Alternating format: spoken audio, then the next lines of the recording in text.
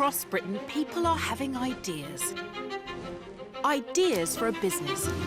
But are they good ideas or bad ones? Each year, 30,000 startups fail in their first 12 months. I'm Karen Brady, and my idea was to buy a football club that had gone bust and turn it into a business worth more than 80 million. Business has changed my life and taken me from the boardroom to the House of Lords. Hello. Hello. You must be Lisa. 1 year ago, I met people hoping their new business would change their lives too. I'm sorry, but you are completely deluded. I've met people with balmy plans. I've seen frame agents and they said you're definitely going to have your own business. Big ambitions. I know you're confident, but you need to be realistic. And outlandish ideas. Who's going to pay £1,000 for a mug? 12 months on, I'm returning. I can sense you're thinking, what the hell have I done? So you can see in an instant if they've made $1 million. Fantastic! Oh, we could start a family now. Or lost a fortune. It's been a strain on our marriage. I would struggle for the rest of my life just to pay off the debt. Stop. Stop. This is what happens when you give it a year. I want to be a winner. I'm tired of failing. I'm in Bury, Greater Manchester, to meet my first young entrepreneur. I admire anyone trying to tackle a problem that affects us all. And Josh Morris is doing just that, hoping to turn people's rubbish into a multi-million-pound business. As budget cuts bite across the UK, some councils decided to make less regular home waste collections, leaving people with their rubbish piling up. Josh has plans to step into the gap. I'd heard on the radio that they made the change to the collection frequency, so the thought process was really that there'd be people out there who'd want a more regular service. I believed in the idea, I believed in myself, and I thought, let's give it a go. Josh was working for a local waste collection company when, at the age of just 23, he decided to branch out alone. Monday to Friday, I tend to work from sort of 5:30 in the morning till 9 o'clock at night. I do the work on the weekends as well. Some days, you know, it is really, really difficult, but I really do enjoy it. But to get the business started, Josh needed to find a hefty £15,000. When I went to the bank, I couldn't actually get any finance due to my age, my experience, so I had to speak with family. My mum and dad loaned some money, my auntie chipped in, my nana as well. Josh bought a van for £7,500 and rented parking for it at a local factory. Next, he needed some clients prepared to pay up to £25 a month for his service. But the idea didn't go down well with everybody. You're paying already, so they want you to pay again to a private company. Good luck with that. I think it's disgusting. As pensioners, I don't think we'd be able to afford it anyway. Do you get any irritation that it's costing them on top of council? The controversy made the news, but Josh was not worried. If it is bad publicity, it doesn't matter because people are talking about it and people are thinking about it as well, so yeah, happy days. But I'm worried about the price Josh is charging for his service. £25 a month. Is it really targeted for people who've got that as a luxury to spend and a service that they need doing, or can it really be mass market? So this is it, is it? Yeah. This is Busy Bins. This is it. So where are you now? It's early stages, really, Yep. I'd say, but there's the opportunity where other local councils in the area are doing the changes as well, so the market's opening up quite quickly. So the potential is there? The potential's there. It's not a cheap service, is it? And a lot of people think the council should be picking up their rubbish anyway. Is that a barrier to expansion? Yeah, it is. It is a barrier, definitely. But I think as time goes on and people realise the council cuts are there, they're going to stay, and it's a choice of you either live with the problem or get it solved. You start to get more customers converted that way as well. It's his first foray into business, and it's already proving controversial. I think he needs to keep his nerve and meanwhile find a way to win over potential customers. Well, thank you for bringing me to your offices. You're welcome. What strikes me, Josh, is you're a young man and you've set up this business. Obviously, your family really believe in you. Are they worried about the risk? Because obviously they've invested in you. Does that give you a bit more anxiety? Yeah, it did.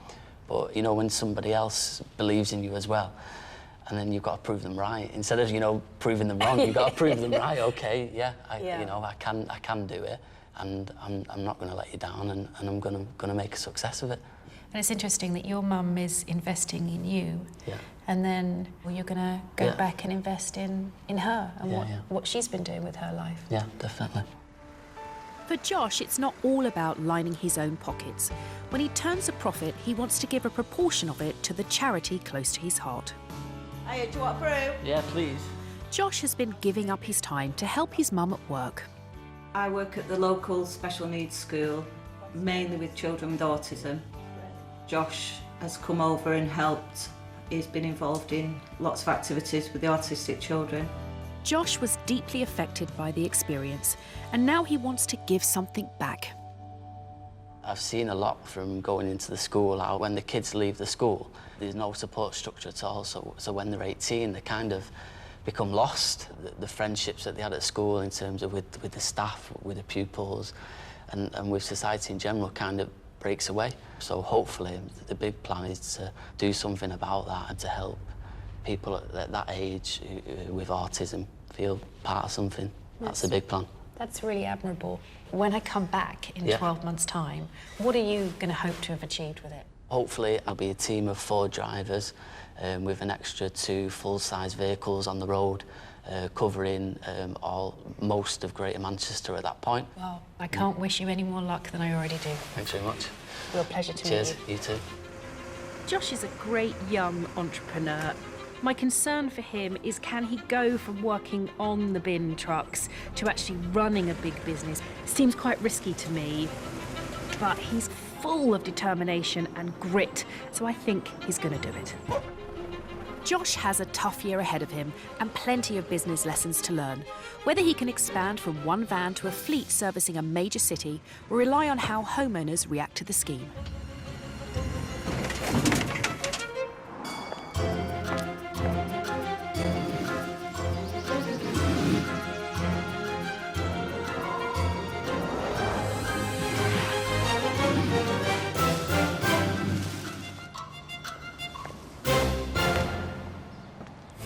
Almost a year on since I met Josh, he's invited me back to Bury, but has he expanded his fleet?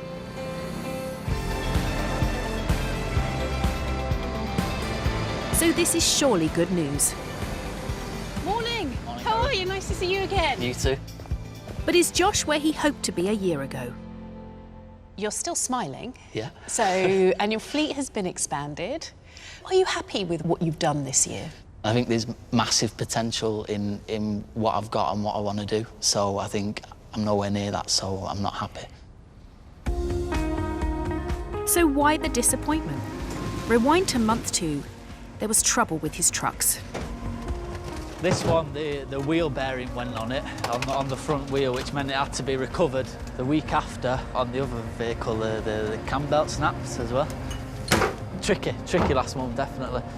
Month 4, and although back on the road, the take-up of new customers dropped dramatically, perhaps because of the local resistance to the idea.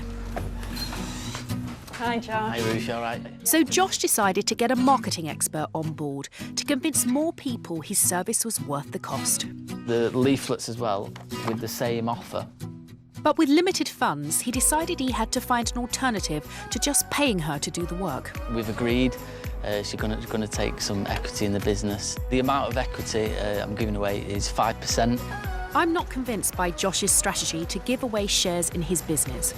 Instead of spending money once to buy advice, he's given away future profits forever. I think giving away percentages of your business to attract others to help you is the wrong strategy. Right. I think what you do need is some proper business mentors and someone who can help you with strategy, who you should pay a fee to, who you shouldn't be giving away a percentage of your money. Right, OK, yeah. When we last met, you were talking about using some of the profits from the business to put into charity for autistic children. Is that still your plan? Yeah, that's still definitely Yeah, have the you plan. raised any money for your charity? Yeah, I did last year, and we'll do the same again next year. And then it'll more be an ongoing thing where when I look to sell the business at the end, that'll be the point where I start to give back then. How much do you think this business could be worth, Josh? It's about 20 million, I'm hoping to. 20 million? Yeah, yeah. And how long do you think that will take you? 15 years. 15 years? Yeah. Yeah. I'm really pleased you're going from strength to strength, and I wish you all the best for the future. Thanks very much. Nice to see you. Cheers. I really like Josh. He's a typical entrepreneur, a young man who spotted a gap in the market and just gone for it. He's got massive ambitions for his company, but to get there, he needs to get from behind the wheel and out running the business. And I wish him the best of luck.